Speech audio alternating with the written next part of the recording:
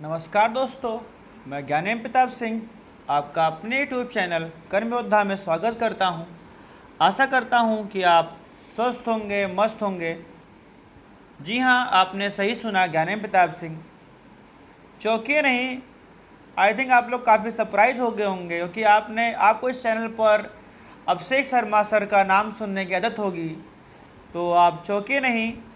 आज मैं आपके समक्ष उन्हीं का एक कर्मवीर, आप ज्ञानेम प्रताप सिंह, आपके समक्ष पॉलिटी का फर्स्ट लेक्चर लेकर प्रस्तुत हुआ हूं। और थंबनेल से तो आप समझ चुके होंगे कि आज हम क्या पढ़ने वाले हैं। तो हमने सबसे पहला टॉपिक चुना है एवोल्यूशन ऑफ इंडियन कॉन्स्टिट्यूशन। तो कुछ चीज़ें हम टॉपिक स्टार्ट करने से कुछ चीज़ें पहले मैं क्लियर करना चाहूँगा कि द लेक्चर आपका हमेशा बाईलिंगुअल रहेगा।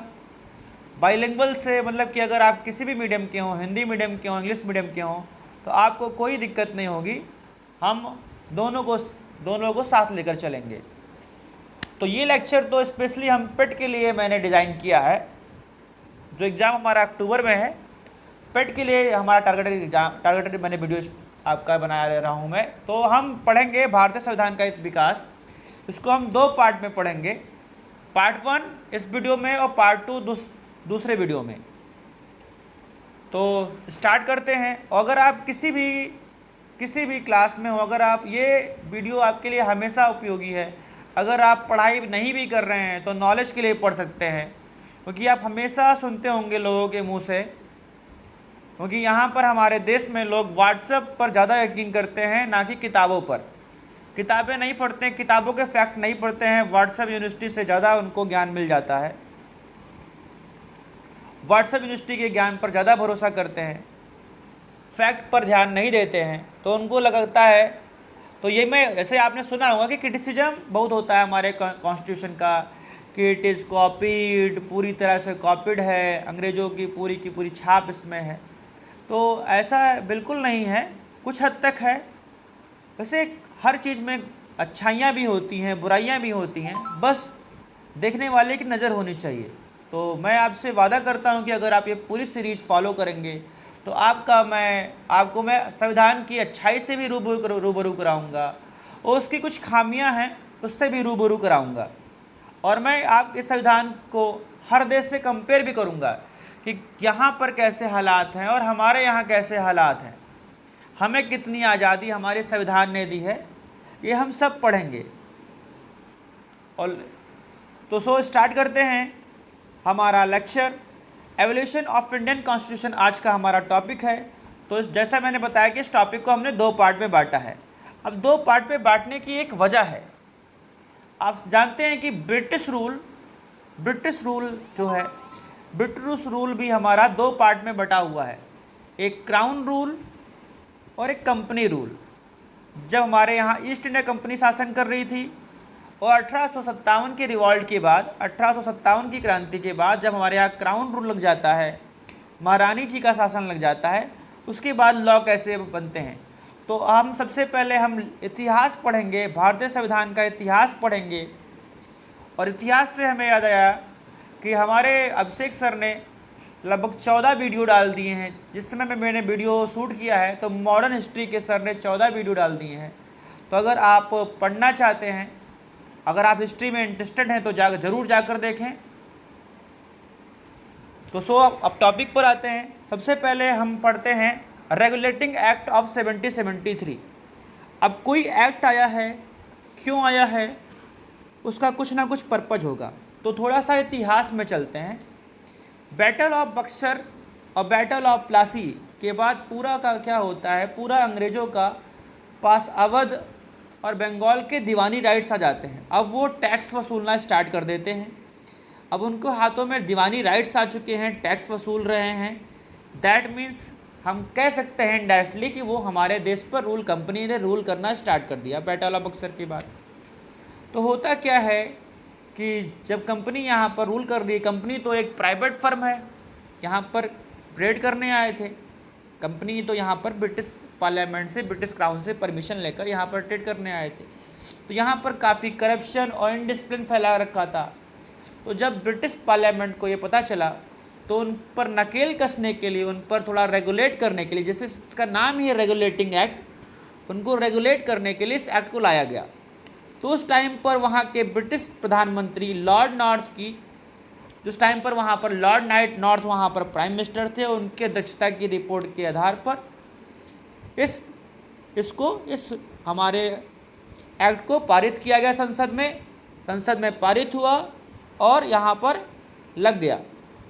अब हम समझते हैं इसके, जैसे हम जो हम पढ़ेंगे यहाँ इस रूल को बहुत ही ब्रीफली पढ़ेंगे, बहुत ही डिटेल में नहीं जाएंगे, बिकॉज कुछ टॉपिक्स क्या होते हैं ब्रीफली ही पूछे जाते हैं। तो हम पढ़ रहे हैं एग्ज़ाम टारगेटेड, तो एग्ज़ाम टारगेटेड ही पढ़ेंगे। जैसे स्पेशली ये जो लेक्चर है वो पेट के लिए बनाया जा रहा है, तो हम और अभिषेक सर ने पेट निकाला है, अगर एग्ज़ाम निकाला है। हमें सब पता है कि एग्ज़ाम कैसे निकालते हैं, दोनों बार 90+ परसेंटाइल्स से दोनों ने पास किया है, तो आपको भी पास कराएंगे। तो अब हम पर विश्वास रखिए और इस लेक्चर को सुनते चलिए। तो हमारा जो इनका आपने पढ़ा कि इन्होंने क्या किया, ब्रिटिश पार्लियामेंट में ब्रिटिश नॉर्थ से ये रूल पारित हो गया। अब हम आते हैं अपने नेक्स्ट स्लाइड पर। होता क्या है कि इसमें और एक कुछ जो हमारा सेकंड पॉइंट है, यहाँ पर सुप्रीम कोर्ट की स्थापना हो जाती है। तो सुप्रीम कोर्ट की स्थापना होती है कहाँ पर, कलकत्ता में होती है। तो सुप्रीम कोर्ट इस्टेब्लिश होता है कलकत्ता में, जिसके चीफ जस्टिस रहते हैं सर एलिजा एम्फे। सर एलिजा एम्फे को यहाँ का चीफ जस्टिस बनाया जाता है। और इसके बाद गवर्नर जनरल ऑफ बंगाल, हमारा जो गवर्नर जनरल ऑफ बंगाल है वो बन जाता है गवर्नर जनरल। अभी आप कंफ्यूज मत होइएगा कि गवर्नर जनरल ऑफ इंडिया क्या है और गवर्नर जनरल ऑफ बंगाल क्या है। तो जो गवर्नर जनरल ऑफ बंगाल को क्या बोला जाने लगा, गवर्नर जनरल बोला जाने लगा। और ये हमारे 3% के बन गए गवर्नर जनरल, कलकत्ता, बॉम्बे, मद्रास। अब सबसे मेन क्या रहा, बंगाल। उस टाइम पर बंगाल मेन था हमारा, जैसे आज दिल्ली मेन है, दिल्ली हमारा ऑफिशियल कैपिटल है। तो उस टाइम पर कलकत्ता को महत्व दिया जाता था। गवर्नर जनरल के पास ये पावर थी कि वो नए नए कानून, नए नए लॉ ला सकते थे, बट उनको उस लॉ को लाने के लिए उनको सुप्रीम कोर्ट से सहमति जरूर करनी थी, सहमति लेना बहुत ज़रूरी था। इसके बाद हम आते हैं पिट्स इंडिया एक्ट। हमारा जो अगला एक्ट है वो पिट्स इंडिया एक्ट है। अब इसके पीछे थोड़ी सी हिस्ट्री है, उसको पढ़ते हैं। तो हम आते हैं अपने नेक्स्ट स्लाइड पर, slide number 3। Pitt's India act of 1784, 1784 ईस्वी का पिट्स इंडिया एक्ट। उस टाइम पर क्या होता है, वॉरेन हेस्टिंग हमारे वहाँ के क्या रहते हैं, गवर्नर जनरल ऑफ बंगाल। ये सीट अगर हम पिछला एक्ट जो हमने पढ़ा, तो उस टाइम पर भी वहाँ के जो गवर्नर जनरल थे वो वॉरेन हेस्टिंग ही थे। तो होता क्या है कि वॉरेन हेस्टिंग की ब्रिटिश के मंत्रियों, पार्लियामेंट के कुछ मंत्रियों से नहीं बनती है। तो यहाँ पर क्या करते हैं, वॉरेन हेस्टिंग को बुलाने के लिए एक प्रपोजल पास होता है हाउस ऑफ कॉमन्स। अब हाउस ऑफ कॉमन्स वर्ड्स शायद आप लोगों ने पढ़ा होगा, जैसे हमारे यहाँ लोकसभा होती है तो उसी तरह से वहाँ पर हाउस ऑफ कॉमन्स होता है। जैसे हमारे यहाँ की लोकसभा, वहाँ का हाउस ऑफ कॉमन्स, क्योंकि हमारे यहाँ पर जो पार्लियामेंट्री सिस्टम है हमने वहीं से लिया है, हमने ब्रिटेन से लिया। आगे चल के आप पढ़ेंगे कि क्या क्या चीज़ हमने किस किस देश से अडॉप्ट की है। जिसे हम लोग क्या कहते हैं, हमने यहाँ से कॉपी कर लिया अपनी लैंग्वेज में। तो वो हाउस ऑफ कॉमन्स हमारा लोकसभा है और हाउस ऑफ लॉर्ड क्या है, राज्यसभा। तो होता क्या है कि 1782 में इनको बुला लिया जाता है।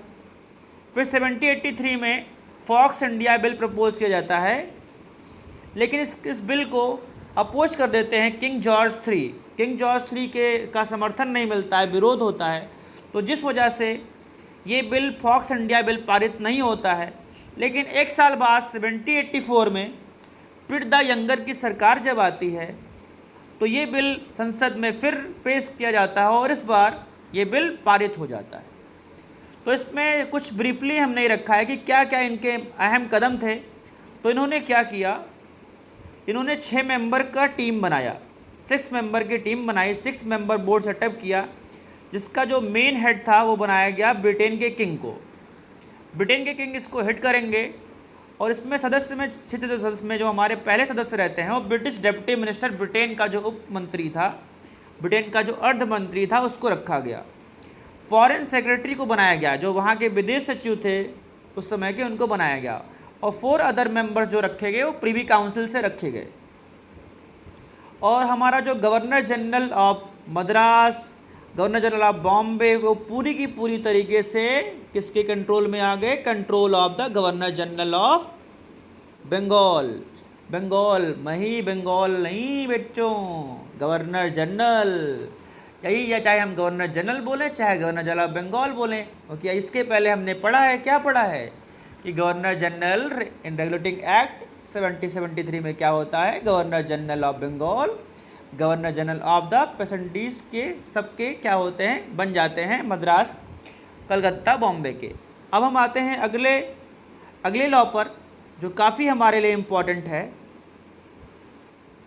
अगला लॉ हमारा 4th स्लाइड में है, चार्टर एक्ट 1993। चार्टर एक्ट 1993 पढ़ते हैं हम सब, इसको बिल्कुल ब्रीफली पढ़ रहे हैं। इसमें क्या होता है कि ट्रेड राइट्स क्या होते हैं? कंपनी के बढ़ जाते हैं अगले 20 ईयर तक। वहाँ से वो राइट्स लेकर आए थे ना, तो कंपनी के जो ट्रेड राइट्स हैं उनको बढ़ा दिया जाता है। और इस बार क्या किया जाता है कि जो सैलरीज है, salaries of the members of the board of controllers from the Indian revenue, मतलब कंपनी के जो राज्यों की पहले सैलरी तो पहले वहाँ पार्लियामेंट से आती थी, लेकिन अब क्या बोला गया? अब हम वो अपना कोई खर्चा नहीं करेंगे। अब इन्होंने दिमाग लगाया, क्या लगाया? दिमाग। और क्या किया? इंडियन रेवेन्यू, भारतीय राजस्व से इन्होंने सैलरी देना स्टार्ट किया। इंडियन रेवेन्यू मतलब बाबू भारतीय राजस्व। आई थिंक इतना तो आप सब लोगों को पता होगा। हम हिंदी मीडियम के विद्यार्थियों की भी सोच रहे हैं, हम सबको साथ लेकर चलेंगे। और अगर आपको प्रॉब्लम होगी इन्हीं बच्चों को, तो हम बिल्कुल ही हिंदी इंग्लिश का, हम जैसे हमने कुछ रखा है, कुछ टर्म को हमने हिंदी में कन्वर्ट नहीं किया, जो जी टर्म थे उनको कन्वर्ट नहीं किया। आगे बढ़ते हैं, चार्टर एक्ट 1813। इसमें क्या किया जाता है कि ट्रेड मोनोपोली को एंड किया जाता है। मोनोपोली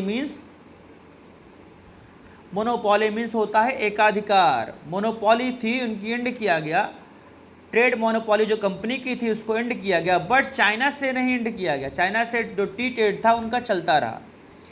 फिर यहाँ पर क्रिश्चियन मिशनरीज को अलाउ कर दिया गया कि यहाँ पर क्या करें? अपना धर्म का प्रसार करें। तो क्रिश्चियन मिशनरीज बनने लगे, यहाँ पर क्रिश्चियन मिशनरीज बनने लगे, यहाँ पर आके बसने लगे और यहाँ पर हमारे क्रिश्चियन धर्म का प्रसार करने लगे। ब्रिटिश व्यापारियों, British traders and engineers allowed to come India and settled here. वहाँ पर उनको परमिशन मिल गई कि यहाँ पर इंडिया में आएँ और रहें, यहाँ पर काम करें, बट उनको क्या करना पड़ेगा? उनको लाइसेंस लेना पड़ेगा। बोर्ड ऑफ डायरेक्टर से, नियंत्रण बोर्ड से क्या करना पड़ेगा? उनको लाइसेंस लेना पड़ेगा।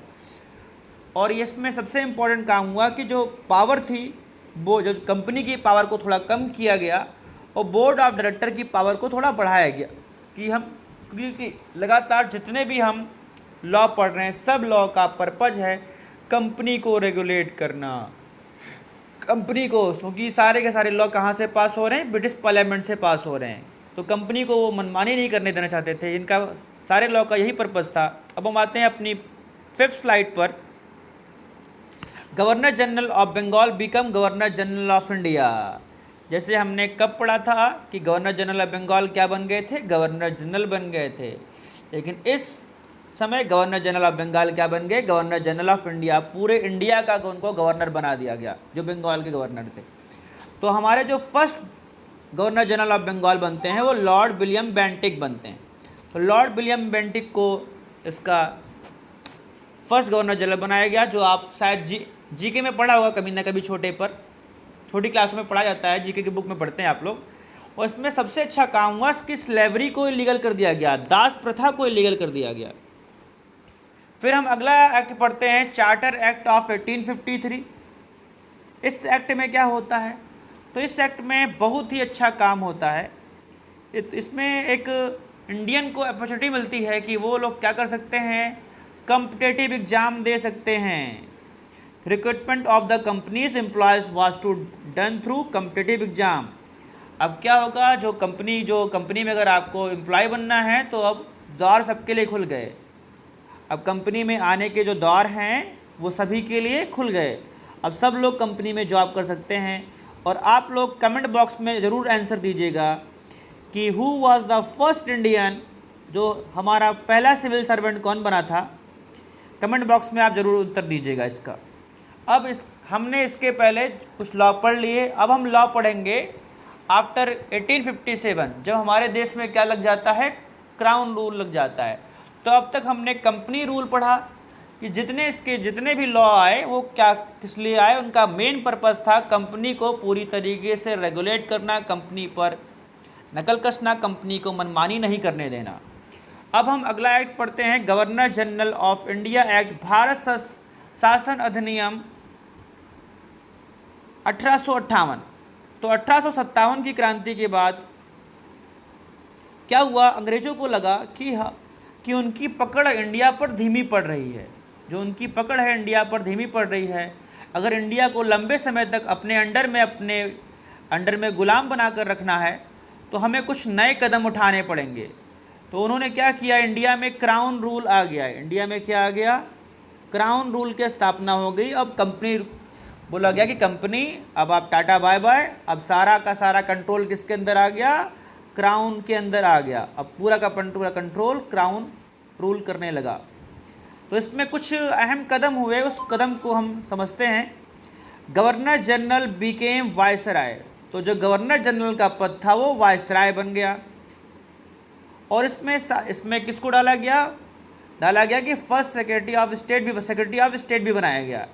जैसे इसको हम आज के परिवेश में समझ सकते हैं, जैसे प्रधानमंत्री और राष्ट्रपति, प्रेसिडेंट और प्राइम मिनिस्टर जैसे होते हैं ना। तो वायसराय उस टाइम आज के प्रधानमंत्री थे और सेक्रेटरी ऑफ स्टेट थे कौन, प्रेसिडेंट। तो फर्स्ट वायसराय हमारे लॉर्ड कैनिंग हैं and first secretary of state हमारे हैं लॉर्ड स्टैनली। और कंट्री को क्या बनाया गया, कंट्री को प्रोविंसेस में बांट दिया गया। और हर प्रोविंसेस को कौन हेड करेगा, लेफ्टिनेंट गवर्नर, उसके हर प्रोविंसेस के लेफ्टिनेंट गवर्नर रहेंगे। तो प्रोविंसेस आप प्रांत जानते हैं, जो आज के ज़माने में है क्या है, राज्य है, स्टेट है। अब हम अगला एक्ट पढ़ते हैं, अगला महत्वपूर्ण एक्ट, इंडियन काउंसिल एक्ट 1861।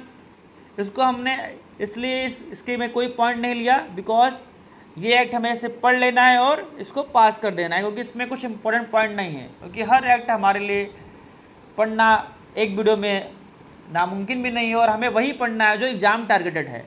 अब हमारा सबसे महत्वपूर्ण एक्ट स्टार्ट हम पढ़ने जा रहे हैं, Morley Minto reforms and Indian council act 1909। Morley Minto reform को पढ़ने जा रहे हैं। तो मॉर्ले कौन है, मिंटो कौन है, ये इंडिया में हैं। इंडिया में आप जानते हैं कि अंग्रेज लोग फूट डालो, डिवाइड एंड रूल का हमेशा उनका परचम रहा है। उन्होंने लॉर्ड कर्जन ने बंगाल डिवीज़न किया, इंडिया को बांटने, हिंदू मुसलमान को बांटने की कोशिश की। तो कुछ ऐसा ही इस एक्ट में होने वाला है, इस रिफॉर्म में होने वाला है। तो अब आते हैं अपने स्लाइड नंबर 7 पर, मैंने आपके लिए तैयार किया है। और तो होता क्या है कि फर्स्ट टाइम इंडिया में सेपरेट रिप्रेजेंटेशन दिया जाता है, separate representation of the Muslim community. That means India में पृथक निर्वाचन मतलब सेपरेट इलेक्टोरेट की घोषणा हो जाती है। अब इसके पीछे थोड़ी सी हिस्ट्री है। होता क्या है कि अक्टूबर 1906 एक्ट तो हमारा 1909 में आया, लेकिन 1906 में आगा खां जी क्या करते हैं, इनकी मुलाकात होती है लॉर्ड मिंटो से। तो थोड़ा सा मैंने आपको बताया नहीं, अब बता देता हूँ कि लॉर्ड मॉर्ले और मिंटो, ये जो एक्ट का नाम मॉर्ले मिंटो क्यों पड़ा, मॉर्ले मिंटो जोड़ी है। मॉर्ले मिंटो क्या है, जोड़ी है। तो मॉर्ले हमारे क्या हैं, मॉर्ले हमारे सेक्रेटरी ऑफ स्टेट हैं और लॉर्ड मिंटो हमारे क्या हैं, गवर्नर जनरल। तो लॉर्ड मिंटो से मुलाकात होती है और उनके सामने वो प्रपोजल रखते हैं, अपनी मांग रखते हैं कि हमें सेपरेट इलेक्टोरेट चाहिए। अब अभी आप लोग पृथक निर्वाचन को समझ नहीं पा रहे हैं कि ये पृथक निर्वाचन होता क्या है। तो थोड़ा सा आपको देसी भाषा में समझाते हैं। अगर सब लोग जानते हैं कि प्रधान का चुनाव होता है, जब इलेक्शन आता है तो क्या होती है, किसी सीट पर कुछ चीज़ें फिक्स हो जाती हैं कि यहाँ पर क्या होगा। अगर एससी की सीट है तो एससी का आदमी खड़ा होना चाहिए, अगर महिला सीट है तो महिला की खड़ी होनी चाहिए। इसी को बोलते हैं सेपरेट इलेक्टोरेट। तो जो मुस्लिम बाहुल इलाकों से डिमांड होगी कि मुस्लिम बाहुल इलाकों से मुस्लिम्स ही आएंगे, और जो लेजिस्लेटिव काउंसिल है वो उसको एम्पावर किया जाता है कि legislative council are empower to more resolution on the budget and any matter of public interest except specified subject at the arm force and foreign affairs and Indian state. तो legislature को थोड़ा सा कुछ विषयों पर उनको नहीं कानून बनाने का काम था, लेकिन कुछ चीज़ों को उनको बनाना था, जैसे बजट हो गया, इन चीज़ों को लेकर वो काम करेंगे। अब हम आगे बढ़ते हैं और लॉ को पढ़ते हैं, अपने स्लाइड नंबर 8 पर आते हैं। अगला हमारा लॉ है मॉन्टेग्यू चेम्सफोर्ड रिफॉर्म। तो जैसे मॉर्लेमेंटो रिफॉर्म था वैसे ये भी रिफॉर्म है। वो भी 2 लोग की जोड़ी थी, ये भी 2 लोगों की जोड़ी है। तो यहाँ पर मॉन्टेग्यू चेम्सफोर्ड में मॉन्टेग्यू हमारे क्या हैं, सेक्रेटरी ऑफ स्टेट हैं, और चेम्सफोर्ड हमारे क्या हैं, लॉर्ड हैं, लॉर्ड गवर्नर जनरल हैं ऑफ इंडिया, जो क्या बन चुके हैं इस समय, वाइसराय बन चुके हैं। तो एक हमारे वाइसराय हैं और एक हमारे क्या हैं, सेक्रेटरी ऑफ स्टेट हैं। तो इसमें कुछ चीज़ें होती हैं जो हमें बहुत ही अच्छे से पढ़ना है। इसमें क्या होता है, पहली बार इंडिया में डबल एडमिनिस्ट्रेशन की शुरुआत होती है। द्वैध शासन की स्टार्ट होती है, जैसे सेंट्रल और प्रोविंशियल चीज़ों की स्टार्ट होती है, द्वैध शासन की स्टार्ट होती है। और इसमें क्या होता है, सब्जेक्ट को 2 पार्ट में बांटा जाता है।